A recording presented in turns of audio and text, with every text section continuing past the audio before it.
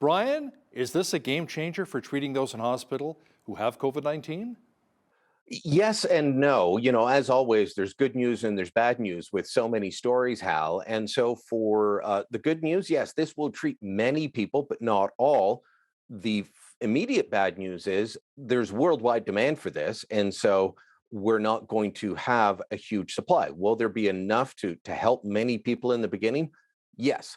So, the good news is this drug apparently works. It will help keep people who are in hospital from getting worse, from dying. That's all good news. Now, will everyone take it? I think some will, but so many of the people that I've heard from who are against the COVID-19 vaccines, they're not just against vaccines, they're against big pharma. So, there's different groups of people who don't want to take the vaccine. There are some that want a more traditional vaccine. There are some who don't like the mRNA, and there are some who are against anything big pharma. So this drug comes from Pfizer.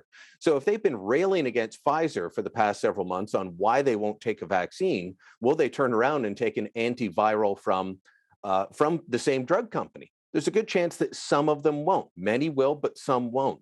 And then the other group that this likely won't help is our deaths continue to be clustered around an older, vulnerable population. So who's dying from COVID-19, as it has been from the beginning?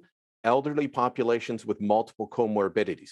So if you're a 50 to 65-year-old who's in the hospital, maybe you got a couple of health issues, you catch COVID-19 and things go bad, this drug's probably going to help you. But if you're talking about your 85-year-old grandfather or father or mother, and they've got multiple underlying conditions, that's been the most vulnerable group from the beginning.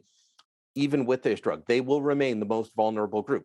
Vaccines have not protected them as well as we thought. A lot of protection, but this is still the most vulnerable group, regardless of what happens. So a lot of good and a lot of bad in this, all wrapped up in one. Want to hear more? Head on over to bridgecitynews.ca and click on Interviews. You'll be able to view full-length discussions with BCN guests and contributors from across Canada and around the world.